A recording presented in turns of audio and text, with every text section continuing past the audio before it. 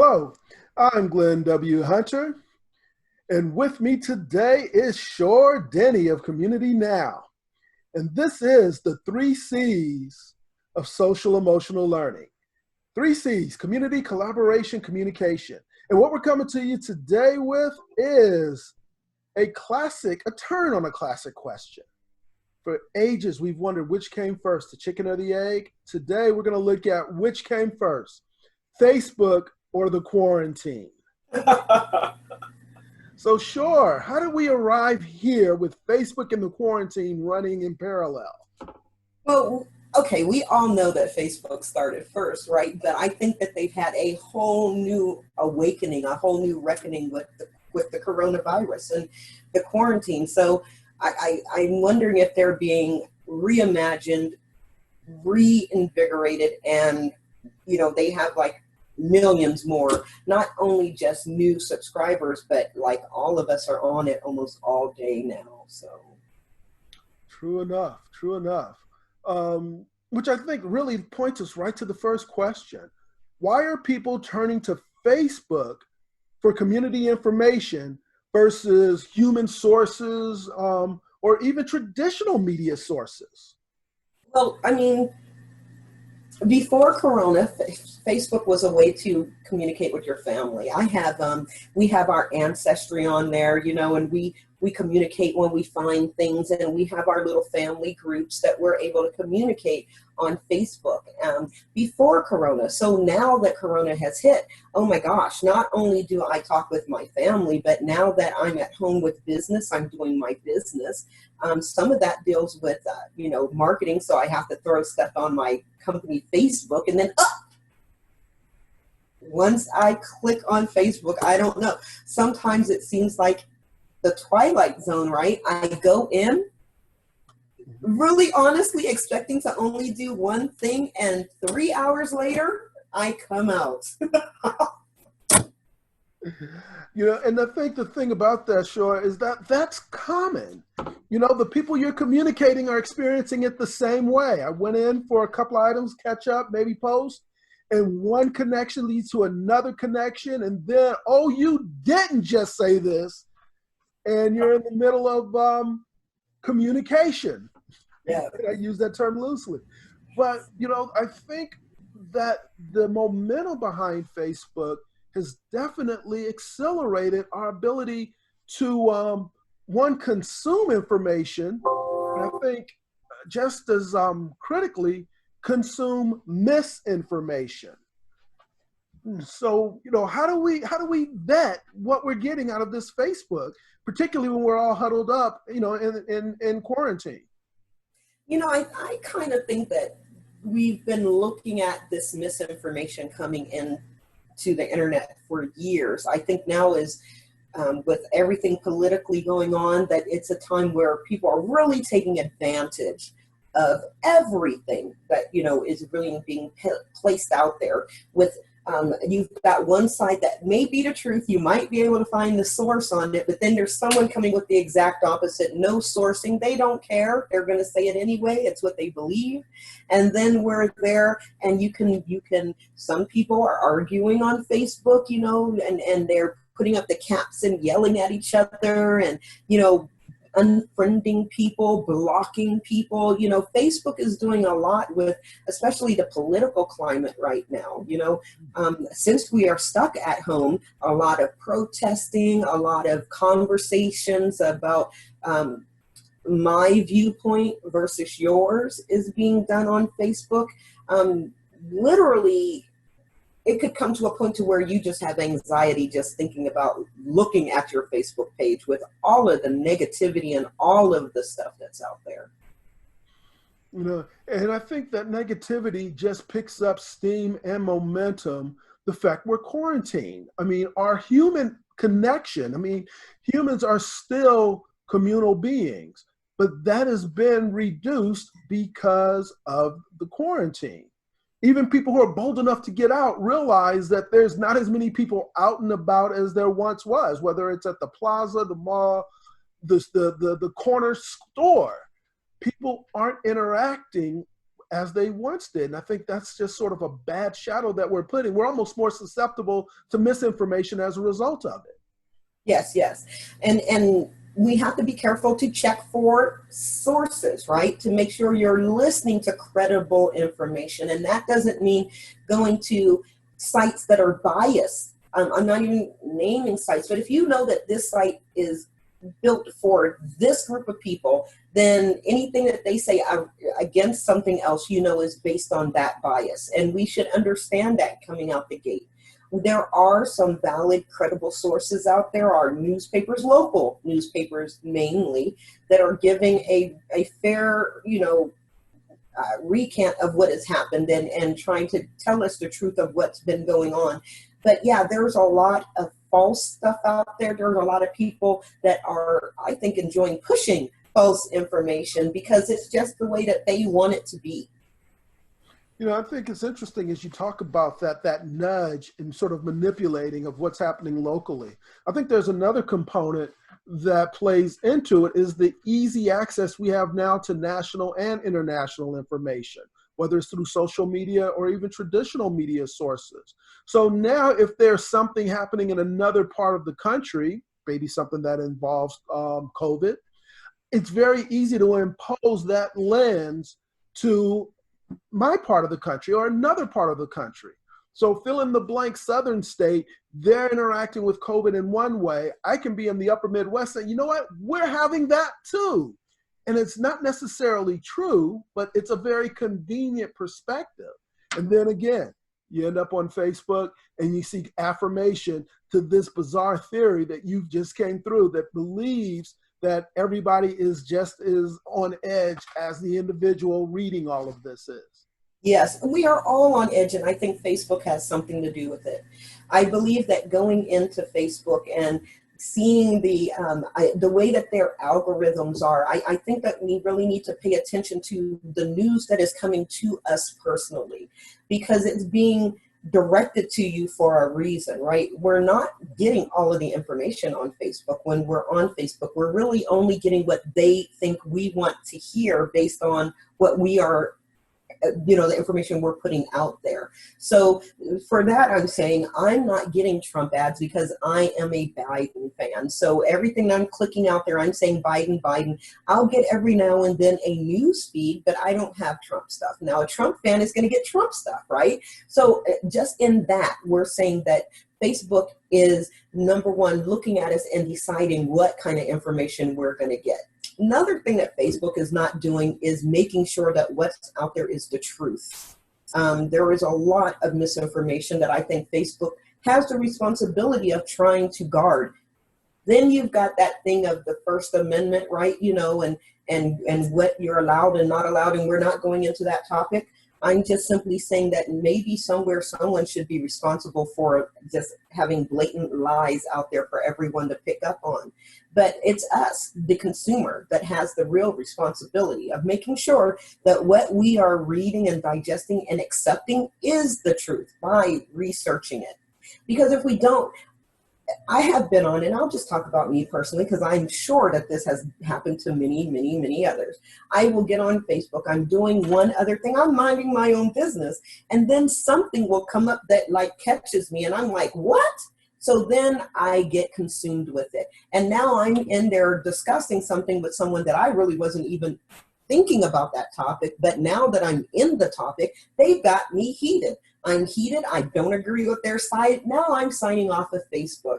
And I'm going to go to the once a week grocery store, right? The once every 2 weeks, whenever I get to get out the house. I'm actually gonna get out the house. I'm very excited, got my mask that you have to run back in for, right? Because you're not remembering that you should have it if you don't have it in your car. And I get out there and I see someone else, and that Facebook conversation comes back to me, right? So now I'm angry. I'm angry because maybe that person over there is thinking the same way that person on Facebook was thinking. Me personally, I wasn't sure if everybody in America was a Trump fan and I was the only one not, because what I was seeing at one point was telling me that everybody was a Trump fan, that my idealism was wrong, that nobody really thought the way I did. This is very defeating for my mind, and it made me mentally wary. It made me unhappy. It made me fearful to think that almost everybody out here thought a way that to me was detrimental to my life, right? And my lifestyle. So we have to be careful with Facebook, this new Facebook of COVID, because the Facebook that we are dealing with right now is filled with misinformation. It's a place that we are all going because we want to communicate and we can't go outside and do it. And this is a big forum for us to be able to talk. The elections coming up, we want to talk about, what do we want that's good for America from our own views, right? I feel this is good for America. This is what our country is built on. This is a time of debate. This is a time that we're supposed to be communicating and trying to decide who is going to be the next leader of our country. But once we're out there trying to do these things that are actually our job as an American, we get hit with a lot of misinformation, and then we get stuck into our own crowd also, as I might say, right? Where everybody is saying the same thing and we don't hear any truth or anything coming in to, change the way that we are thinking. It's funny as you talk about the ebb and flow of your connectivity, largely driven by Facebook. The perspective I choose to observe is that Facebook is this super connector. I can connect with local communities. I can go to another group and look at a subset of a local community or a subset of a regional community. I can look at it from a cultural perspective. I can look at it from an educational perspective. And all other perspectives are more or less separated from that haven. The challenge of that is that you're not getting a diversity of ideas in that conversation. And de facto, diverse ideas are almost discouraged. We can argue, but please don't bring in a new viewpoint. Bring in yesterday's argument, because I already know how to handle that. Exactly. And so what we have now is this tool, this weapon in Facebook that approaches us in so many different ways. It's, in essence, the weapon of choice at this point in time if we're trying to engage. I can find my enemy, they're pocketed there. I can find my friend, they're pocketed there. I can find the person the group that really knows how I really feel, because I can't say this and keep my job because but I know where that is. It is a super connector. So at this point in time, is there another weapon out there that can at least encroach upon it with regards to influence? No. Yeah. But first, I want to add one thing, because some people are going to say, I'm not on Facebook all the time. I'm not on Facebook all the time. So I'm going to introduce into our conversation the messenger. Because that messenger knocks at your door. Anytime someone says something and they want you to know it, right? That messenger from Facebook is something that keeps you connected, even if you don't want to be. It tells you how many times you got replies. It tells you who moved forward. It tells you, someone in your group said something, so that you will connect in. So that messenger is the thing that keeps pulling us back into Facebook, even if we're not, the Facebook Voyager that I have ended up being because of Corona. So I'm sorry, I just had the messenger really came to me because it pops up on my phone all the time, and it's truly how I get enveloped sometimes. It's simply from that one little notification. You gotta watch it. It's sneaky, but again, it facilitates conversation. And I think one of the things that's important, particularly in this day and age, is that there is a diversity of thought, which is difficult, but we keep an ongoing conversation, which we seem to be good at. But I think to keep an ongoing conversation, we have to listen. I firmly believe that American culture actually discourages listening. I've seen that in my professional dealings, with my social dealings, my personal dealings. It's almost a parody now of two people, a couple or what have you, disagreeing and not even hearing the other person. They're literally using your talk time as an excuse to get their argument back, or they're just waiting on their turn anyway. And that's not what communication should be fundamentally. Right. So, Facebook as a tool, I think there's a movement that says it needs to be used in such a way that it is facilitating discussion, not just one mouthpiece and then the other mouthpiece is turned. That's been since the beginning of time, that people don't listen. I see that a lot on Facebook, that people continue their own conversation no matter what kind of other information is introduced. They kind of stick with the one thing that they're stuck with. Communicating, I think that Facebook there's a lot of trauma that we are dealing with that is just all in Facebook, right?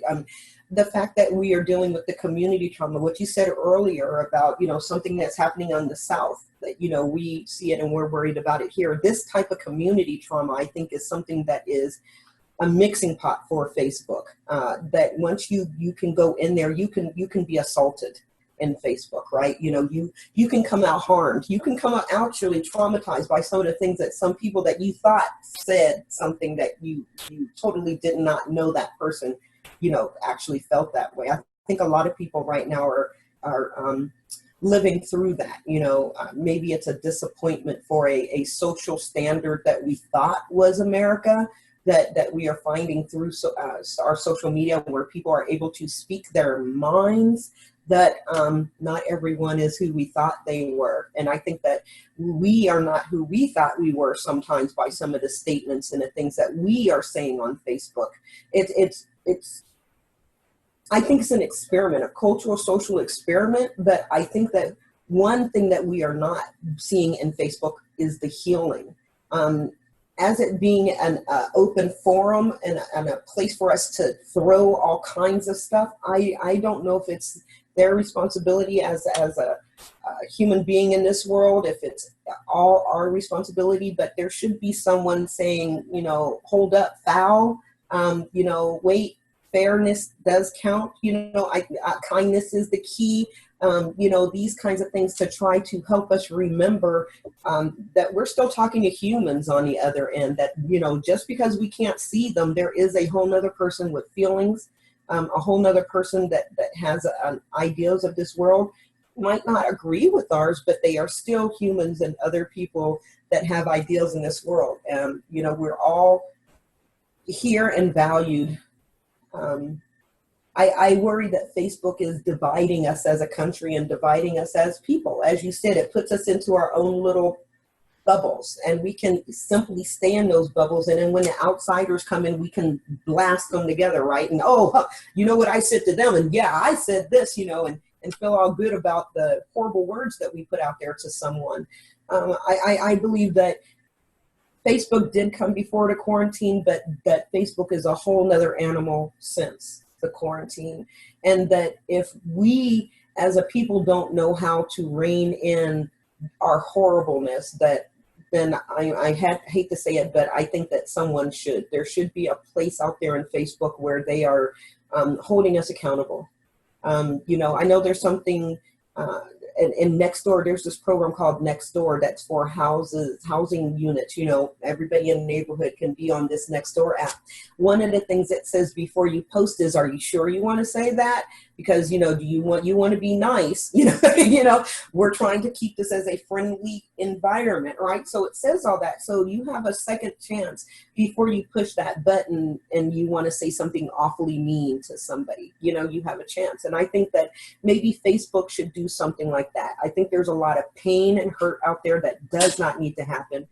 And I think that we should all be accountable for ourselves, no matter what forum we're on.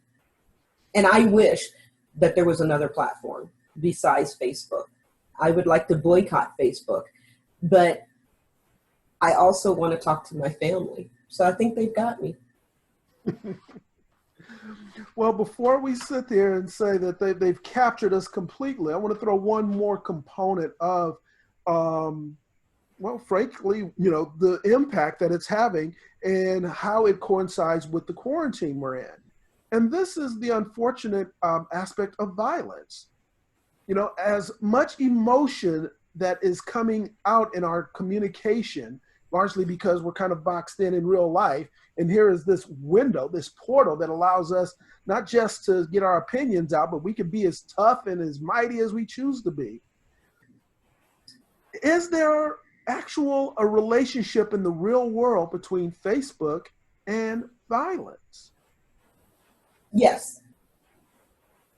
I'm not going to tell you that I can sit here and name one, two, or three incidences that sparked in Facebook. We do know that manifestos and things like that from people who are communicating in Facebook leave them there and then go shoot up schools.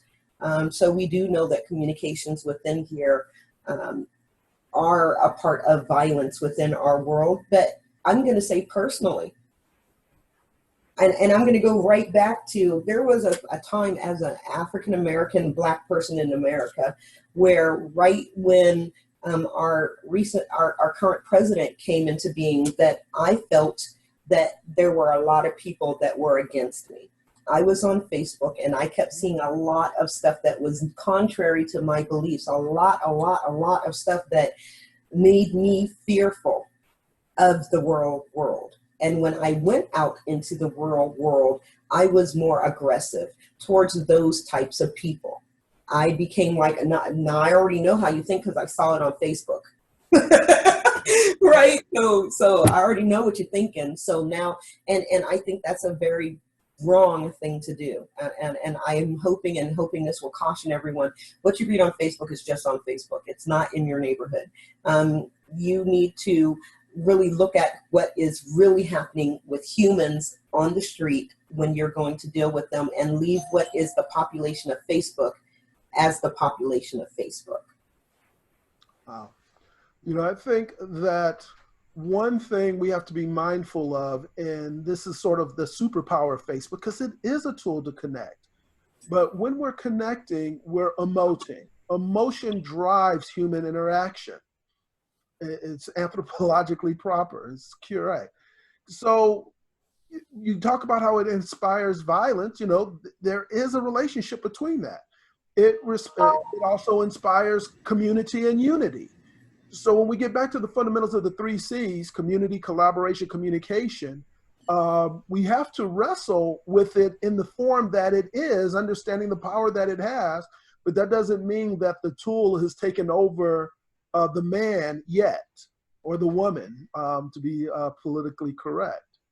We still have control as people how we're going to interact, and we don't have to use that portal to get our poison into the community. We have to be mindful that there are people, some people are hurting financially, sociologically, physically. These things are truly happening. But we can use these tools to build better community, to have better communication, to collaborate for the next great idea, next great initiative to help our communities be stronger and better. Right. I'd like to encourage you in my final piece that we also search for those usages in our social media presence. Sure. What would you like to wrap up with? Use Facebook for business, use it to communicate with your family, but really try to reduce your usage of Facebook and try to do things within the home with the family that is actually there with you. Get back into writing letters, do some texting, try to see how we can communicate and stay on a positive side. When we do go on Facebook, I'm just going to say, if you get upset, breathe, take some deep breaths. Try to bring yourself together. Remember that on the other side of that statement is a human that may have totally different experiences than you and thinks a different way than you, but they are still human. Breathe. Understand everybody has their choices. And try to remember that your future is not on Facebook, right? There's no one on Facebook that's going to do anything to you. Your life and what you have control of is outside of this computer. So take control and do what you can outside of that computer, and only use Facebook, as I said, as something, as a recreational tool to be social. Be as positive as you can. and try to spread that positivity on Facebook if you're going to be on Facebook. Be positive in your communities. Do not, please do not think that what you are reading in Facebook is the truth and what is real and that everyone around you thinks that way. Do some grounding exercises. Start looking around you and feeling, take a pen and feel it. If you start getting very agitated, and start thinking about the smoothness or the roughness of it. You know, look around your space and pick 3 or 4 things that you can look at and just kind of identify and try to take your mind, take your mind back from where it has gone into that mess that we call Facebook. And remember that you are the author of your own fate, and that we all together can have a powerful humanity and society in America if we all just stay positive, love each other, follow the mask rule, and we'll be fine. So stay well, stay safe, and don't let Facebook get you down. Indeed. Again, I'm Glenn W. Hunter. With me is Shore Denny, Community Now. And Shore, in parting, tell them how they can reach us. You can go on our website at communitynow.info, and you can donate. You could sponsor one of our podcasts. You can comment in YouTube, like us, share, and please subscribe to our station so that we can continue to spread information. And again, if you would like to be in our conversation, if you have something that you think is pertinent that we should talk about, contact us so that we can do that. Absolutely. And above all else, as we're fighting the quarantine and all the other ailments that are out there, technological and otherwise, I encourage you, each and every one of you, be safe. Thank you.